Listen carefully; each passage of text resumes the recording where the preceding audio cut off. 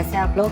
स्वागत है आपका इस वीडियो में। और इस वीडियो में हम पढ़ रहे हैं क्लास 10th का हिस्ट्री का chapter number 1 rise of nationalism in Europe. और ये वीडियो इस सीरीज़ का पार्ट 9 है।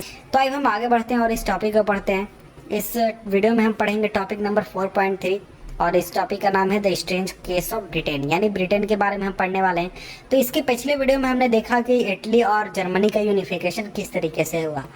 तो वहाँ में हमने एक चीज़ देखी कि वहाँ पर बहुत एक तरह का वार हुआ, बहुत तरह का अप डाउन्स हुए, बहुत तरह की चीज़ें हुई, तब जाकर यूनिफिकेशन का प्रोसेस वहाँ पर कंप्लीट हुआ।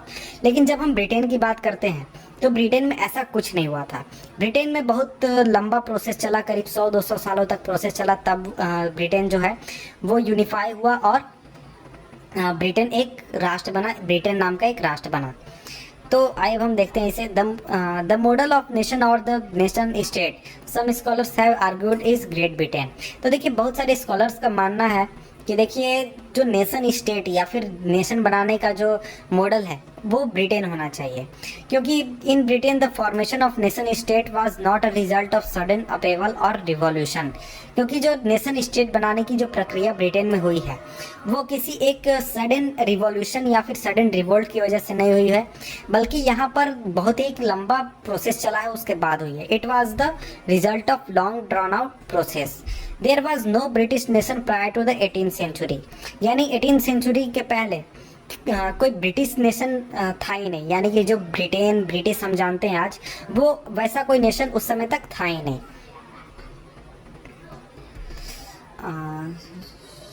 द प्राइम तो देखिए जो लोग वहाँ थे उनकी अपने आइडेंटिटीज थे, जैसे कि अगर कोई इंग्लिश है, कोई वेल्स है, कोई स्कॉट है, कोई आयरिश है, इस तरीके से the primary identities of the people who inhabited the British isles were ethnic ones such as English, Welsh, Scot और आयरिश। तो ये किस तरीके से हुआ है। अब जैसे कि आप एग्जांपल में देख लें, इंडिया में कोई यूपी का रहने वाला है, कोई महाराष्ट्रियन है, कोई तमिल है, कोई तेलुगु है, तो इस तरीके से अलग अलग आइडेंटिटीज थे वहाँ पर। All of these ethnic groups had their own culture and political traditions. जितने भी ग्रुप्स थे उन सभी के अपने कल्चरल और पॉलिटिकल ट्रेडिशंस थे। But as the English nation steadily grew in wealth, importance and power, it was able to extend its influence over the other nations of the island. तो जैसे जैसे जो इंग्लिश नेशन था, यानी जो England था, वो मजबूत होता गया, और मजबूत होने के साथ साथ वो उसकी वेल्थ बढ़ती गई, उसके पावर बढ़ते गए, तो उसका जो इन्फ्लुएंस था दूसरे नेशंस पर भी बढ़ने लगा, जो कि उस पूरे इलाके में मौजूद थे। तो यहाँ पर आपको शायद नहीं पता होगा कि जो ब्रिटेन या फिर यूके हम जानते हैं, यूके यूनाइटेड किंगडम, वो रियलिटी में एक कंट्री नहीं है, वो 3 कंट्री है, 3 या 4 कंट्री है, जिसमें कि आपका एक इंग्लैंड आता है, एक आपको स्कॉटलैंड आता है और आयरलैंड आता है। ये तीनों की आइडेंटिटीज अलग अलग हैं, ये लेकिन कम्बिनेशन में एक साथ रहते हैं। और इसमें से कोई अगर देश चाहे कि वो इस यूनियन से अलग होना चाहता है तो वो अलग हो सकता है। तो इस तरह की चीज़ है, तो इसको आप पहले बैकग्राउंड में आप समझ लें। तो हम यहाँ बात कर रहे थे पॉलिटिकल ट्रेडिशंस उनके अलग अलग हैं, बट एज जो इंग्लिश कंट्री था, यानी जो इंग्लैंड था, उसका पावर बढ़ता गया, तो पावर के साथ साथ उसका इन्फ्लुएंस भी बढ़ता गया जो दूसरे नेशन थे उसके आसपास के इलाके में। तो जो इंग्लिश पार्लियामेंट था उसने 1688 में जो मोनार्की थी, यानी कि जो ब्रिटेन का रॉयल परिवार था, उससे पावर छीन लिया था 1688 में। और उसके पहले वो बहुत लड़ाई झगड़ा इस तरह की चीज़ें हुई थी। और इसके बाद ये एक नेशन स्टेट बना था, was instrument through which a nation state with England at its centre came to be forced. और इसी के साथ साथ यानी कि जो पार्लियामेंट था, इंग्लिश पार्लियामेंट, उससे उसके बनने के साथ ही जो नेशन स्टेट बनने की प्रक्रिया थी, जिसमें कि इंग्लैंड सेंटर में था, वो एक तरीके से हम कह सकते हैं कंप्लीट होना शुरू हुआ था। तो जो एक्ट ऑफ यूनियन पास हुआ 1707 में इंग्लैंड और स्कॉटलैंड के बीच में, जिस एक्ट के साथ ही जो इंग्लैंड और स्कॉटलैंड था वो एक साथ मिल गए और एक कंट्री का निर्माण किया जिसका नाम था United Kingdom of Great Britain. In effect that England was able to impose its influence on Scotland. तो देखिए ये इंग्लैंड और स्कॉटलैंड जो कि पहले अलग अलग कंट्रीज थे, ये अब आपस में एक दूसरे के साथ मिल गए थे और ये एक कुल साथ मिलकर एक कंट्री का निर्माण करेंगे, United kingdoms of Great Britain का। तो इसमें अब एक बात यह आ गई कि जो इंग्लैंड था वो पहले अलग कंट्री था, स्कॉटलैंड अलग कंट्री था। तो वहाँ पर इंग्लैंड जो है वो अपना कोई प्रभाव नहीं डाल सकता था स्कॉटलैंड पर डायरेक्टली। वो छुप छुप कर चाहे तो प्रभाव डाल सकता था, लेकिन वो उतना सही नहीं होता।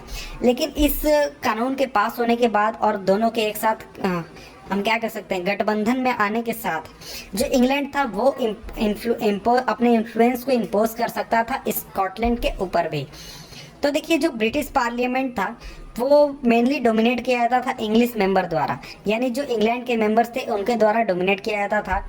और the growth of British identity made the Scotland's distinctive culture and political institutions were systematically suppressed.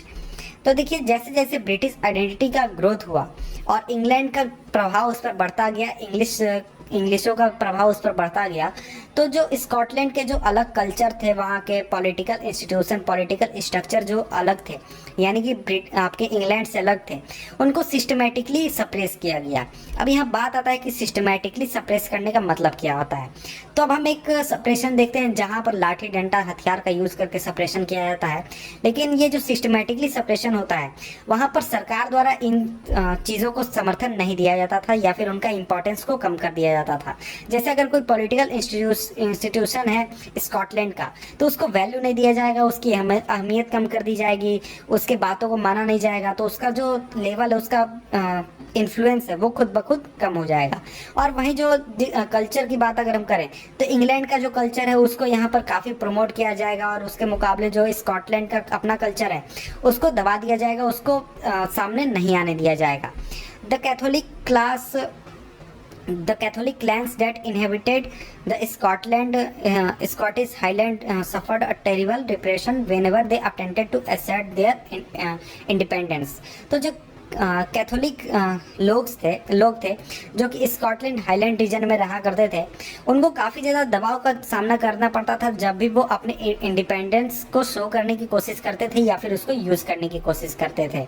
The Scottish Highlanders were forbidden to speak their Gaelic language और were their national dress and large number of were forcibly driven out of their homeland. तो देखिए जो Scottish Highlanders थे, यानी जो एक इलाके का नाम है, वहाँ पर रहने वाले जो लोग थे उन्हें अपने लोकल लैंग्वेज को बोलने से भी रोक दिया गया था। वो अपना लोकल लैंग्वेज में बात नहीं कर सकते थे और उनका जो नेशनल ड्रेस था उस नेशनल ड्रेस को भी वो पहन नहीं सकते थे। और इस वजह से बहुत बड़ी संख्या में लोगों को उनके घर से बाहर निकाल दिया गया। इसका मतलब है कि उन्हें इलाके को छोड़ने पर मजबूर कर दिया गया। इसके बाद अब हम देखते हैं Ireland suffered a similar fate. तो यहाँ पर हमने स्कॉटलैंड की बात कर ली, ब्रिटेन के साथ उसके रिलेशंस के, और इंग्लैंड के साथ वो किस तरीके से जुड़ा। अब हम बात करते हैं आयरलैंड की, क्योंकि ये भी उस जो हम क्या कहते हैं गठबंधन में शामिल है, जो कि आज भी हम यूके का नाम सुनते हैं, ग्रेट ब्रिटेन का नाम सुनते हैं। ये जो ग्रेट ब्रिटेन है ये 3 कंट्रीज़ को मिलकर बना है, आयरलैंड, स्कॉटलैंड और इंग्लैंड। तो अब हम आयरलैंड की बात कर रहे हैं। It was a country deeply divided between Catholic and Protestants. तो देखिए आयरलैंड जो था उसमें क्रिश्चियंस के जो अलग अलग फेथ हैं, कैथोलिक्स और प्रोटेस्टेंट, उनके बीच में बटा हुआ था। यानी बहुत ज़्यादा संख्या में लोग कैथोलिक फॉलो करते थे और बहुत लोग जो है वो प्रोटेस्टेंट्स को फॉलो करते थे। तो जो इंग्लिश थे उन्होंने हेल्प किया प्रोटेस्टेंट्स को, आयरलैंड के प्रोटेस्टेंट्स को, उनका डोमिनेंस क्रिएट करने में। और लेकिन यहाँ बात है कि उस कंट्री में ज़्यादातर संख्या में कैथोलिक लोग रहा करते थे। तो जो कैथोलिक जो थे वो रिवोल्ट करते थे ब्रिटिश डोमिनेंस के खिलाफ, लेकिन उनके रिवोल्ट को काफ़ी ज़्यादा दबा दिया गया था, उनके रिवोल्ट को उतना ज़्यादा अहमियत नहीं दिया गया था।